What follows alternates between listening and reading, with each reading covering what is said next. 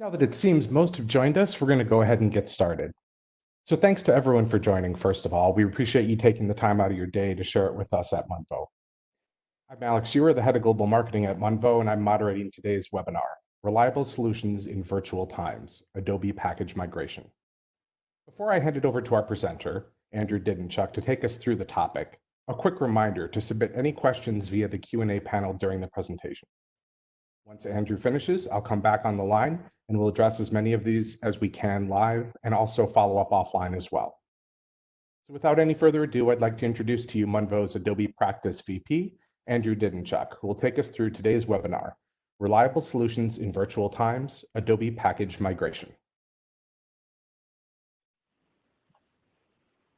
Thank you, Alex, and thanks to everyone on the call today who tuned in for our webinar on Adobe Campaign Classic package migration. So things are definitely getting a little hectic out there today, and combined with the fact that most of your teams are likely working 100% remote, human error risk is definitely at an all-time high. So now it's more important than ever to put proper procedures and frameworks in place to mitigate as much of this risk as possible. So if the solution you're using for your marketing automation is Adobe Campaign Classic, it's very likely that at least some of this risk can be mitigated through proper use of Adobe Campaign packages, and that's what I will be covering today. So for those of you who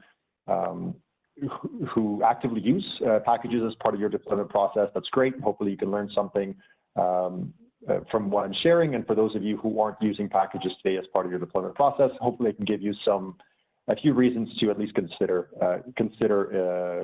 integrating them into your overall process. I'd also like to mention that I only have 30 minutes today, so I will be covering things at a high level, staying out of the weeds. Adobe Campaign packages are a technical subject, and it's easy to get lost, and I could talk about it for hours, so I'll keep it high level. And if there's any interest from anyone in terms of diving into the details, into the technicals, we can definitely have a session offline and discuss that.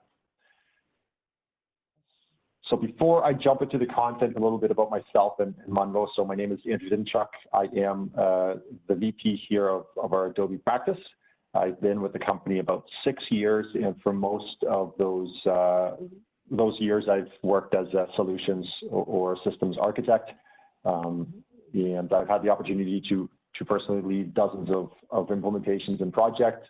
So what I'm hoping here is I can take some of the lessons that I've learned from that experience and share those lessons with you, and hopefully you guys can benefit from that.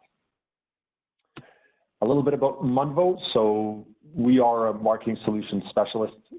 For the last 15 years or so, we've been working with our clients to integrate their systems, run services for them, and design and implement innovative ways to utilize their marketing solutions across the 3 product stacks that we typically support, which are Adobe, IBM, and SaaS.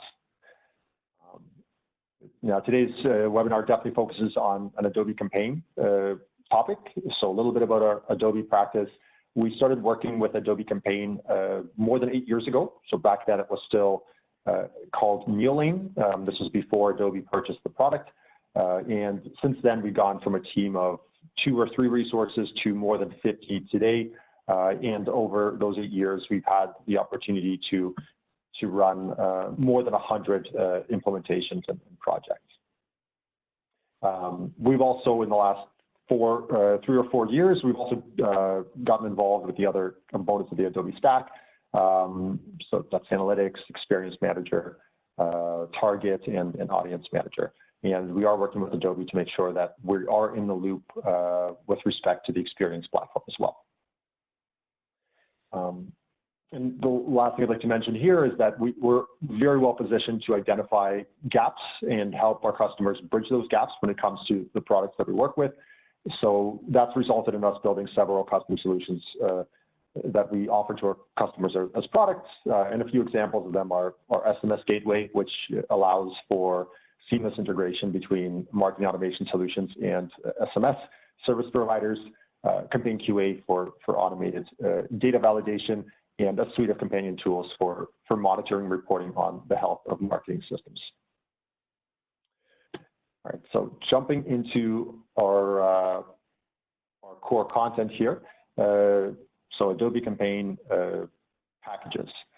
So here's my general agenda. So this is what I'm hoping to cover. I'll talk at a high level about what packages are, so make sure everyone's on the same page. Then I'll cover why you should be leveraging packages, and if or not, why you should consider including them in your deployment process. I'll cover some typical challenges that our customers face with packages and Adobe Campaign. Then I will go over some typical deployment processes that our customers follow as part of their deployment pipeline. Then I'll give you some high-level recommendations that I think are the most important around package migration. And then finally, I'll briefly mention and give some details around a product that we have to help with the overall Adobe Campaign package management. Okay, so what are Adobe Campaign packages? So what you see on my screen here is a very, very high-level architecture diagram of what an Adobe Campaign implementation will typically look like. So you'd have, if you have Adobe Campaign today, you'd likely have at least two environments. You have some sort of pre-production environment, so at least one of those, and then you have a production environment. So in this case, the pre-production would be dev and stage, and production would be the production one. So the recommendation is usually that do as much of your development as possible in your pre-production environment, do your testing there, and when whatever you're configuring is ready to go to production, you would deploy it over to that environment. And the recommended way to do that deployment is through Adobe Campaign packages. So to take a use case, let's say you have a developer is building a campaign. They'll build that campaign out in your staging environment. They'll run the tests there. They'll go until they're happy with the content. Once they're ready, they'll go to move that campaign over to production. The way they would do that, they would export that campaign as a package, which is essentially a file with an XML definition of whatever they're exporting, in this case, the campaign. And they'll take that file with that XML definition, and they'll import that file into their production environment. The production environment will read the XML and build that campaign from scratch and create an identical copy of it in that production environment. So that's what a package is. That's how, at a high level, things work with Adobe Campaign Classic. I also want to cover a few different types of packages that you would typically see. So I have two different categories on my screen of packages.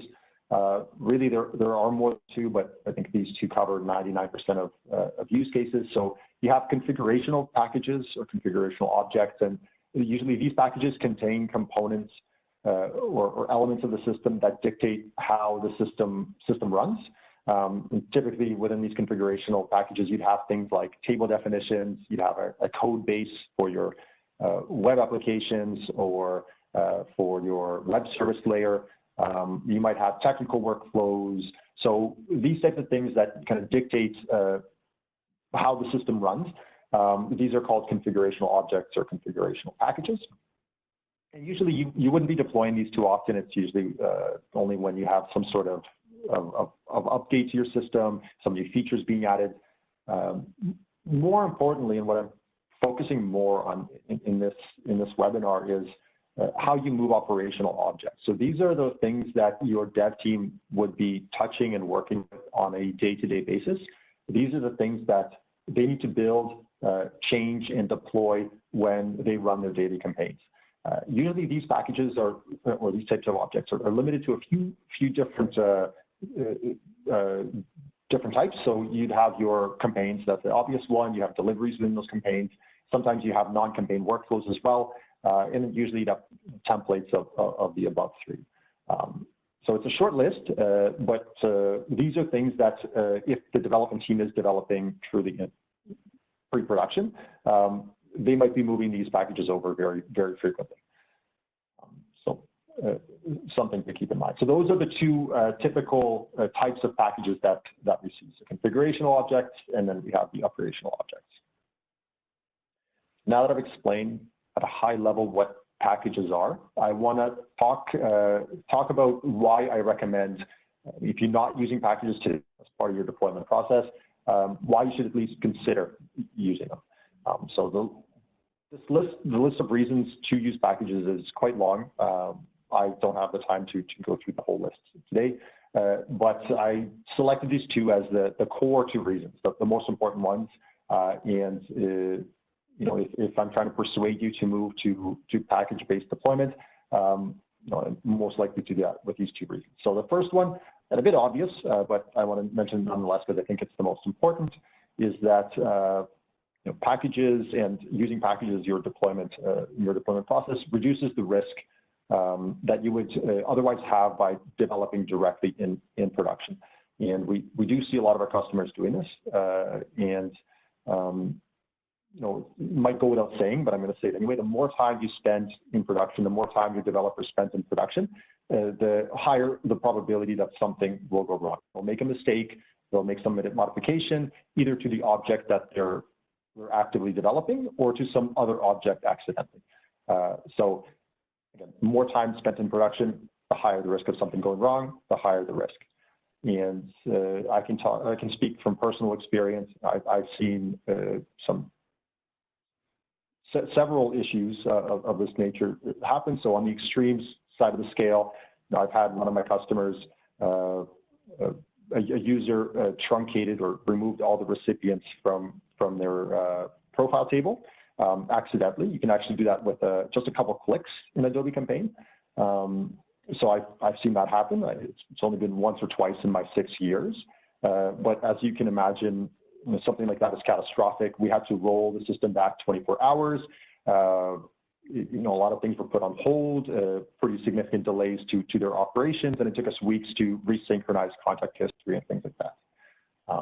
So definitely on the extreme side, doesn't happen too often, but we do see less severe things happen on almost a bi-weekly basis. We'll have a customer contact us and they're panicking and they're saying either they or one of their colleagues accidentally overwrote or deleted some object in production, and they're asking us, you know, what can they do? How can they get that object back? Usually the first thing we ask them is, you know, how was this object created in production? And if you know, the answer to that question is that you know, they either built it in pre-production and somehow got it into prod, whether through a package or not. You know, we have a couple options. If the object was just recreated or copied over, at least we can go back to pre-prod and try to, you know, go through that process again. Or better yet, if it was created with a package, maybe we can go and try to find that package and re-import and recreate it in production. But if they tell us that they built the object directly in production, as you can imagine, unfortunately, we have to deliver the bad news that they don't have many options, and it's very likely that they will have to rebuild that object from scratch. So this kind of takes me to my second core reason for why packages should be part of your migration process or your deployment process, and that is that they allow for a level of allow you to have an audit trail and allow you to have that versioning to provide the functionality of rolling your system components back if required.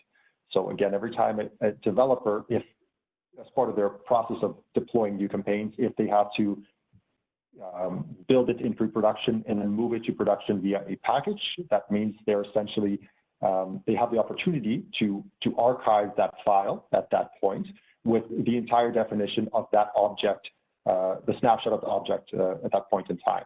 And if archived properly, if put in a place where the rest of the team has access to it, you essentially give yourself the ability to roll back and return to previous versions if something does go wrong and something happens to that object in your production environment. Again, these are two of the reasons. There are several more, but I thought these two would be the most important.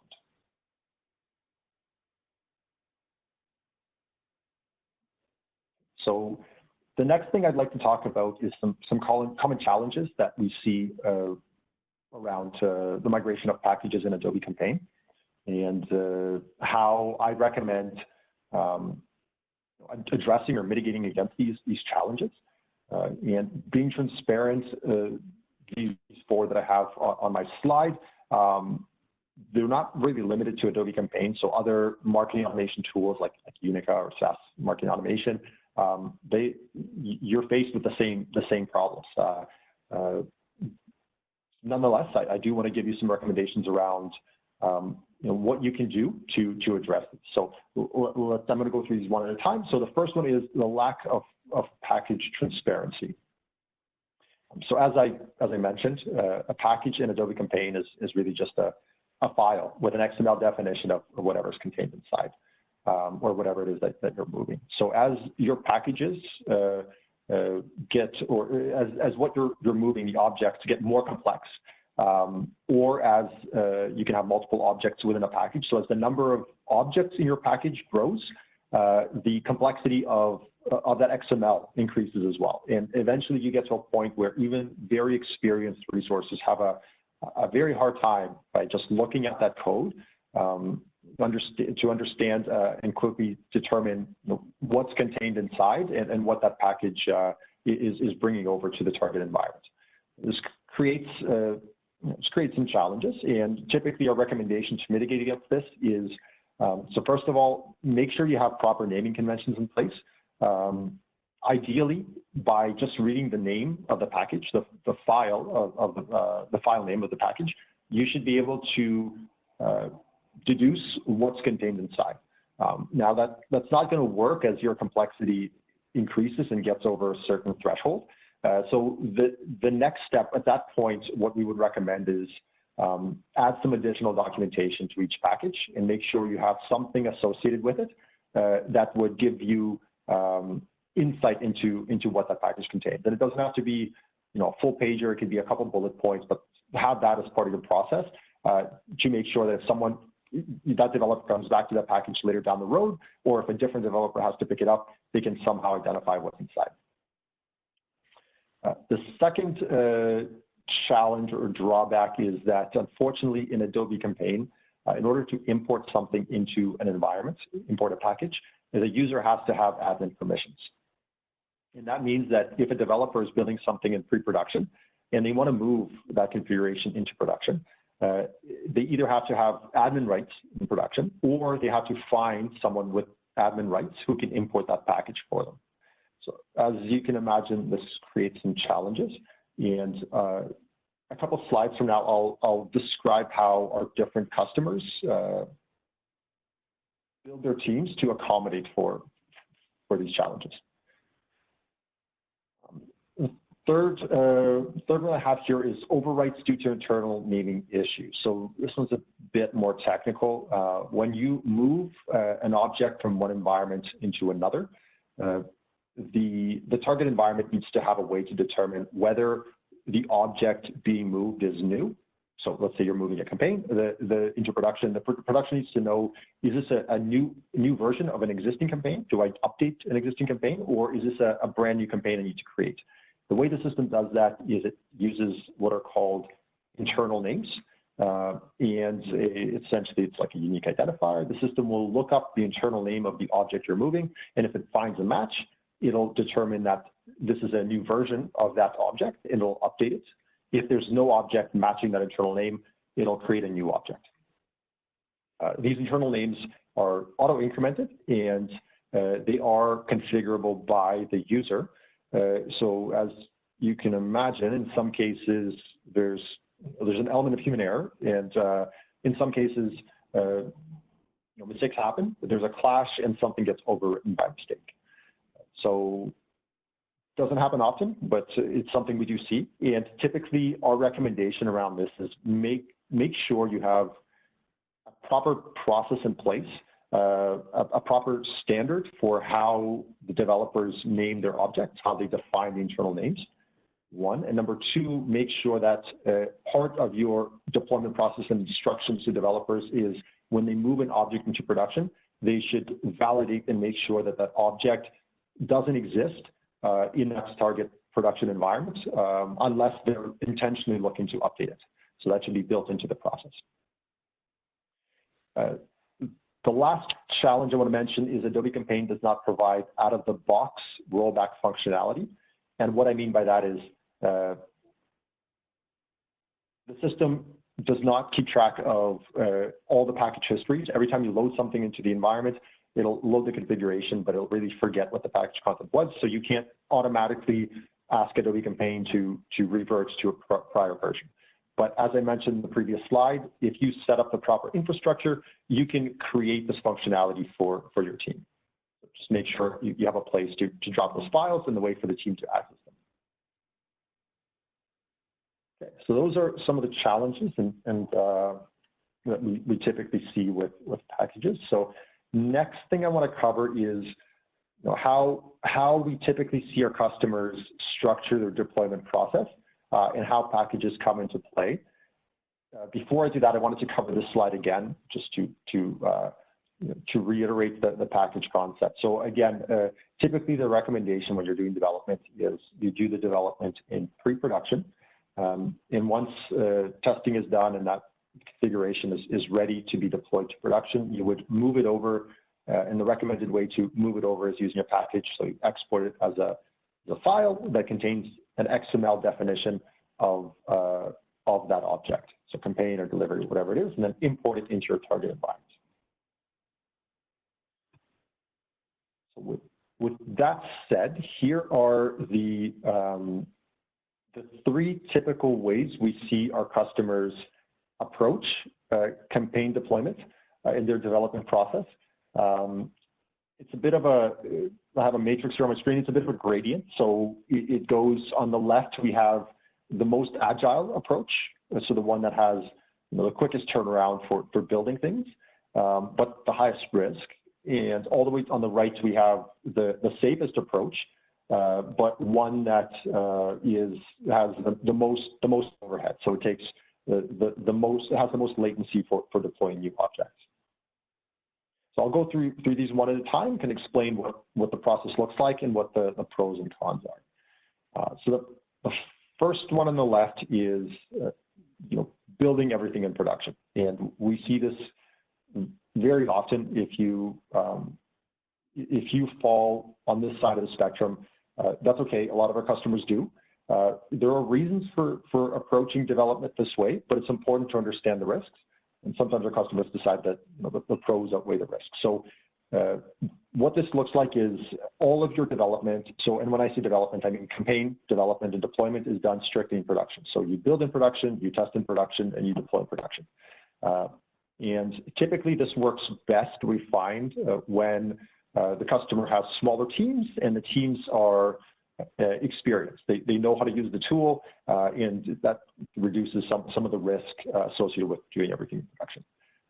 But most importantly, why we see customers take this approach is because they work in an environment where they're required to deploy campaigns with very rapidly. So some of our customers have a lead time of maybe a day, 2 days, in some cases even hours between when they get the requirements, the spec for a campaign, and when they have to get it out the door. So as you can imagine, if you have a couple hours to deploy a campaign, you don't have the luxury of moving that campaign through the different stages, the different environments, and doing your testing that way. So you're kind of forced into this approach where you're doing most of your development directly in your production environment. The core benefit is this is definitely the most agile approach, minimum overhead, but the drawback is that you're doing the maximum amount of work in production, which, as I mentioned earlier, brings along significant risk. And because you're doing your testing in production as well, that means that so there's room for accidental sends. The way we typically configure pre-production environments is we have what are called typology rules, which are like platform-wide filters that restrict the system from sending to anyone who's not a developer. As you can imagine, in production, we can't have that type of logic because you need to be able to send to your customers. So that room for that mistake exists where a developer accidentally deploys and send something that you didn't intend to, and it does go out to your customer. So this isn't something that happens all the time, but we do this see this happening as well. So that's the first approach of building everything in production. The second one, and kind of middle of the road, is where the team builds things in pre-production, but in order to reduce the overhead of having to go through another party to do the deployment, all the team members are given, or most of them are given, admin rights in the production environment so that they can deploy their own packages. So it allows for them to get the benefit of developing in pre-production, while also minimizing the overhead of having to deploy the configuration into the target production environment. So we usually see this works best definitely when you have small teams. So if you have large teams, this approach doesn't work. You don't want to be giving a large number of individuals admin rights in your production environment. So usually when you have a group of 2, 3, 4, maybe five individuals running your campaigns, you can go with this approach. Definitely the benefits are that you're doing things in production, minimizing that risk, but the con is that you lose a bit of control because you have more people with admin rights in your production environment. And then lastly, the last approach, and the one that we recommend if your environment allows it, we recommend taking this approach. So this one has your development team building in pre-production, doing all the development testing there, and when an individual is ready to deploy something to the production environment, they would go through one or a small group of individuals that are power users of Adobe Campaign with admin rights in your production environment, and their role is to deploy packages for the rest of the development team into the production environment. So this is definitely the approach with the least amount of risk. So you're minimizing how many users have admin rights, you're minimizing development in the production environment. The drawbacks here are latency. So you're going to have the most overhead with this approach. If a developer is ready to go with a package, they're dependent on that gatekeeper or that middleman with admin rights to deploy that package for them. And if there's any issue with the package, often there are, package deployment fails, the developer has to retry. So with this approach, that gets extended as well. So now the package has to bounce back and forth between this gatekeeper and the developer. So that adds overhead as well. So these are the three typical approaches that we see. So if you don't know where you fall in this matrix, you talk to your development team and see where they place you. We talk to them and see if they think it's worthwhile considering a shift in one direction or the other. Okay, so the next thing I want to cover is some high-level best practice recommendations. So again, I can talk about these for hours, and my list of recommendations is definitely longer than 5. Unfortunately, I don't have time today. So I select these 5 that I think are the most important. But these 5 are in no particular order. So let me go through these. The first one is use multiple packages. So when working with packages in Adobe Campaign, you can include one object in a package, you can include multiple, and sometimes it makes sense to group objects, so if they're all associated with the same campaign, for example, but sometimes, or in most cases, developers just group objects together because it's more convenient. It's easier to do one package instead of multiple. So this reduces the granularity that you have when you do need to roll back if you have multiple things in the package. So for example, if you need to deploy 12 campaigns, if you deploy those 12 campaigns as one package, and then at some point you need to roll back one of those 12 campaigns, because it's one package, you unfortunately have to roll all 12 of them back. Whereas if you did 12 different packages, you have the ability to roll back individual campaigns of those 12. So I recommend being as granular as possible. The second recommendation, and this is something I've touched upon already, make sure your packages are being archived. So put in place proper architecture. So whether it's an SFTP drive or a GitHub repository, put in place an architecture for your team to leverage, and make sure you have a proper procedure in place for your team to follow. So when they move packages, they know that they also have to go and archive them in whatever repository you use. So the third one I touched upon as well. So make sure you're standardizing both the names of the files and the names, internal names of your objects as well. So make life easier for your developers and reduce the element of human error. So the fourth one is a bit more technical. This isn't something I've brought up in this webinar so far, but it's something I wanted to mention because we see a lot of our customers make the mistake of not utilizing options. So I wanted to make sure I touch upon this. So an option in Adobe Campaign is essentially a system variable that other components of the system can point to.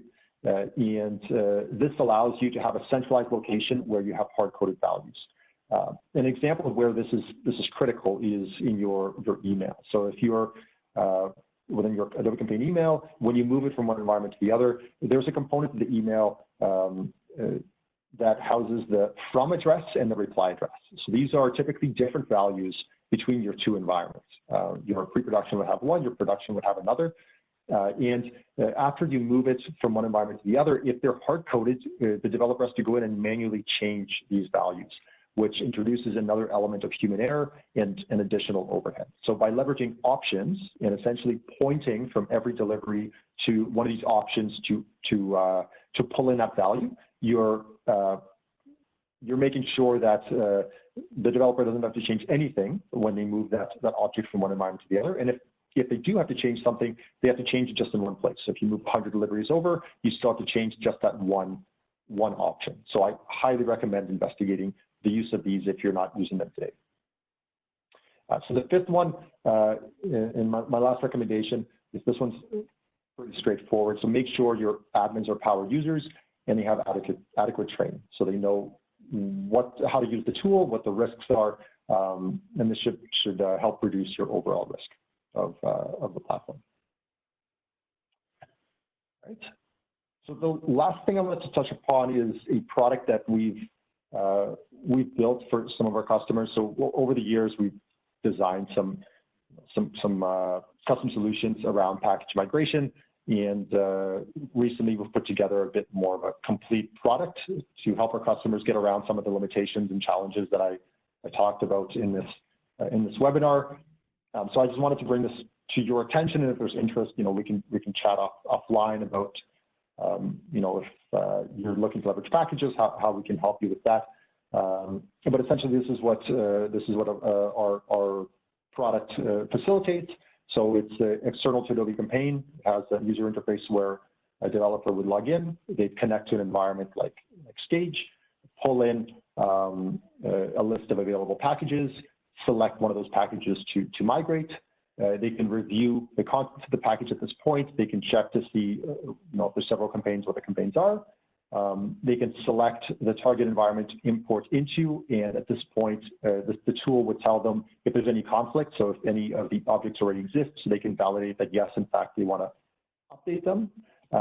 Once they've done the validation, if they don't, if they're okay to proceed, they can update the package and drop. Let's say it's got 3 campaigns. They can choose to drop one of those 3 and continue with the remaining 2. And then lastly, the system has a set of filters set up that restricts what certain users can and cannot import into an environment. So for example, in this case, this user can only import campaigns. So our package passes that filter, so the system automatically deploys to production and then also archives the package at this point. So again, if you're interested in learning more, please reach out to myself or my colleagues, and we'll be more than happy to talk about the technicals of how you can leverage this, or even if you want to build your own custom solution, we can give you some insights and some advice on doing that as well. So that concludes my webinar. So thank you for tuning in, and I'll turn it over to Alex to see if we have any questions.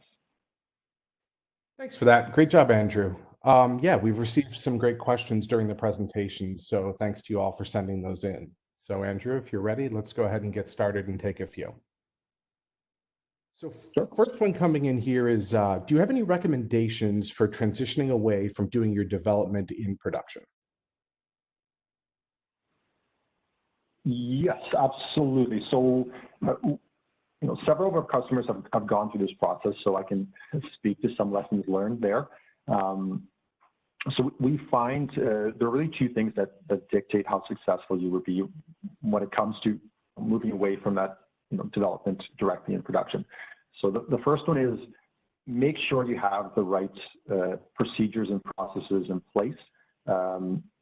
As I mentioned in my webinar, so make sure you make it clear to your developers, what they're responsible for, what they can and can't do in production, and what the process is for moving something from one environment to the other. Make sure all of that is cleared and predefined before you pull the trigger and make the transition. So that's one. The second thing I would recommend is make sure that you're fair to your developers. So as I mentioned, building in pre-production environments and migrating adds overhead. So you can't expect your team to have the same level of output while taking on this additional overhead of work. So be fair to your team and have that expectation that their work will slow down, especially in the beginning as they adjust to the new process. So that is usually very important for customers to understand, because otherwise, they can pull the plug too early once they see that things are slowing down. That should be an expectation. I mean, that's something that's going to happen. So another one we have here is, how do you determine how many environments you need in your ecosystem, and how does that impact the migration time? So typically, so 3 or 4 years ago, Adobe would typically deploy Adobe Campaign on 3 environments. You would have dev, stage, production. But they found, and we found the same thing, that most customers don't really need the 3. So they're perfectly okay with leveraging just one pre-production environment and one production. And we find this works very well for most customers. The only exception to this is if, and you have to be honest with yourself, how strenuous and how strict is your testing process. So the customers that really leverage that 3rd environment are the ones that have a very serious either performance test or systems integration test or user acceptance test, where they need to have an isolated environment. They don't allow any other traffic or configurations to be done in that environment while the tests run. And if you only have 2 environments, this really locks down development. So if you have a need for that as a business, if that's part of your typical development process, at that point, I would start to consider that 3rd environment. But if you just do light testing, which most of our customers do, 2 environments usually are enough for that. And I would, to the last part of that question of how does it impact the timing and the effort of migration, I don't think typically it doesn't affect, I wouldn't say, the effort or the timing of your day-to-day operations, how many environments you have. Great. Let's try to take 2 more here, and then we'll have to wrap up, to be honest, with the time. So do you see any of your clients automating deployments and backups? Yes. So this is something that some of our customers have done. It can be done using technical workflows. So that's the simplest way, and it's something we've had helped our customers set up. So both to archive or to automatically backup and to automatically migrate. So these are completely separate processes, but both of these things can be set up. And it is something that I didn't mention, but our tool does cover some of that functionality as well. But I don't want to get into the technicals, but if you are interested in learning more about that, I'm more than happy to have a session offline and share with you some documentation around how you can enable this functionality. Great. Let's take this as the last one. It's kind of an interesting one. Can we package and deploy between 2 different architectures? For example, on-premise to fully hosted? I'm going to say yes, you can. It depends on what you're packaging. So if we're talking specifically about campaigns, which is what I try to focus on here. So an object around your campaign deployments, then absolutely. Usually those just really rely on data structure. So if the data structure is mirrored across the environments, it doesn't matter whether those environments are on-premise or not. So you can do that.